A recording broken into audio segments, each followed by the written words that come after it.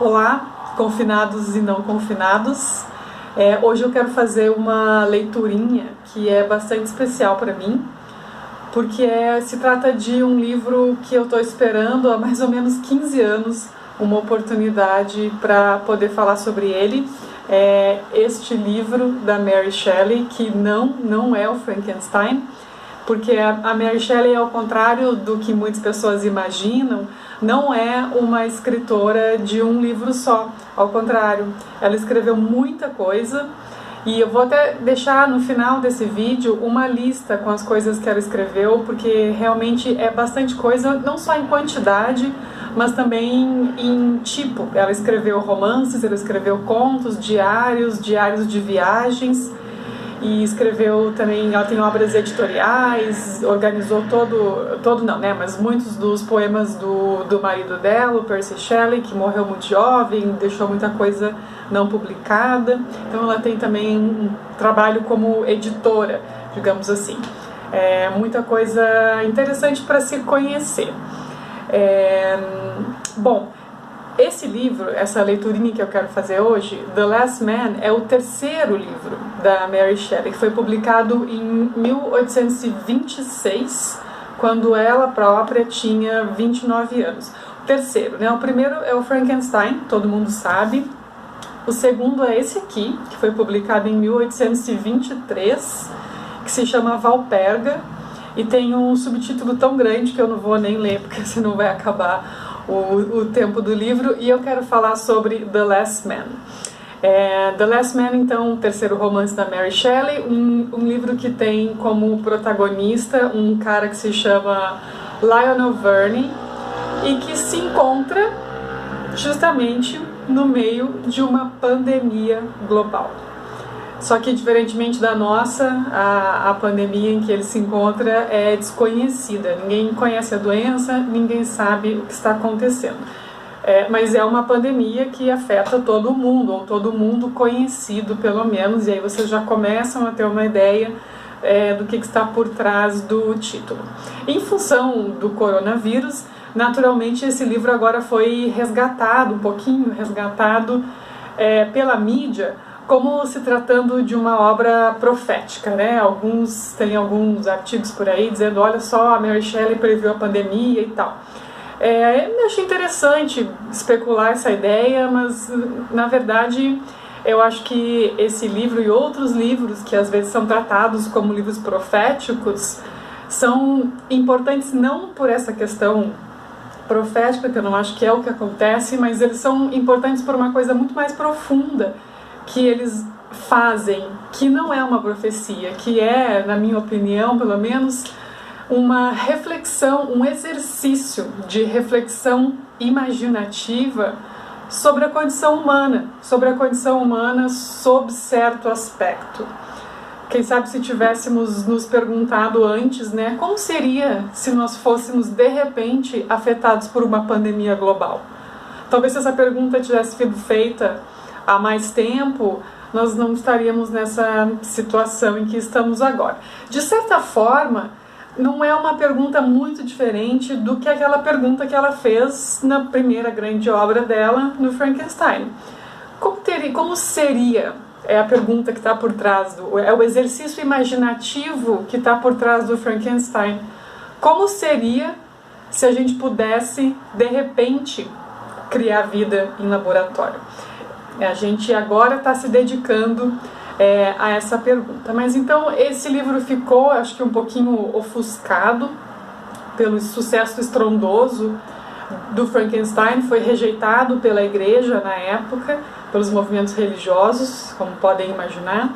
Também acrescente-se o fato de que nessa história a Inglaterra é uma república. Então, acho que não necessariamente fez assim muito sucesso entre os ingleses. Bom, Eu não vou comentar muito sobre o enredo. Esses romances do século XIX têm um enredo muito intricado, são muitos personagens, acontece muita coisa.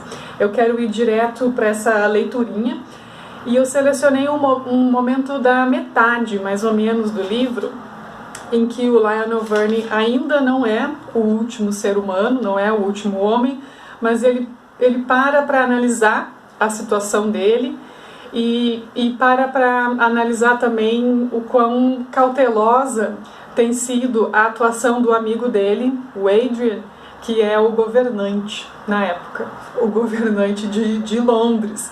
Então, qualquer semelhança com a realidade é mera coincidência. O Lionel Verney, quando se dá conta da gravidade da situação, ele diz o seguinte: At a distance from facts, one draws conclusions which appear infallible, which yet, when put to the test of reality, vanish like unreal dreams. I had ridiculed the fears of my countrymen when they related to others. Now that they came home to myself, I paused. Should I return to the castle, to my wife and children, with this taint upon me? Not sure if I was infected, but I felt certain that I was not. A few hours would determine the question. I would spend these in the forest, in reflection on what was to come and what my future actions were to be.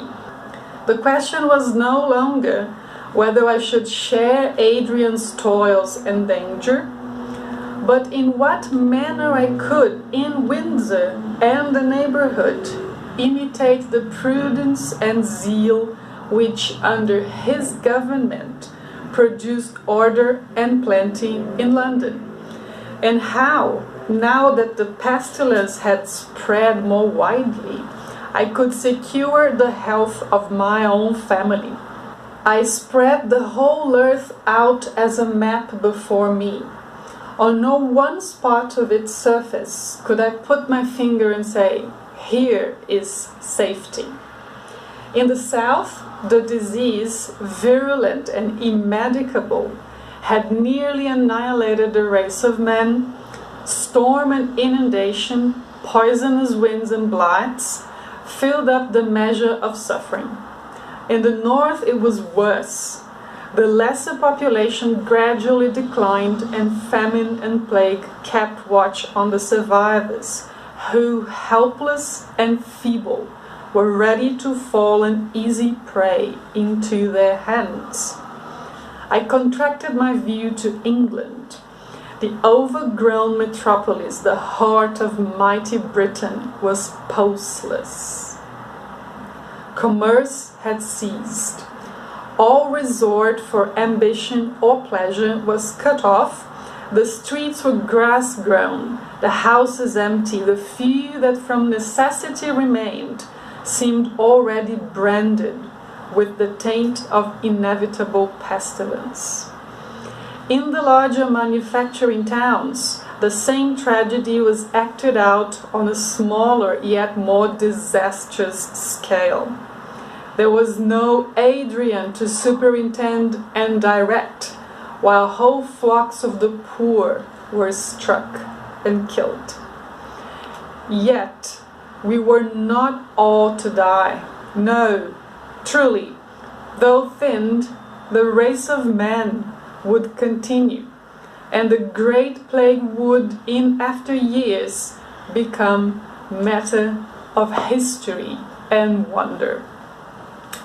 Eu acho que essa leiturinha fala por si só, dispensa qualquer comentário, e eu acho que ela nos ajuda também a colocar no nosso horizonte esse momento em que a nossa própria pandemia, a nossa própria situação vai se tornar também história e espanto. E é isso que eu gostaria de dizer. Até a próxima leiturinha. Tchau!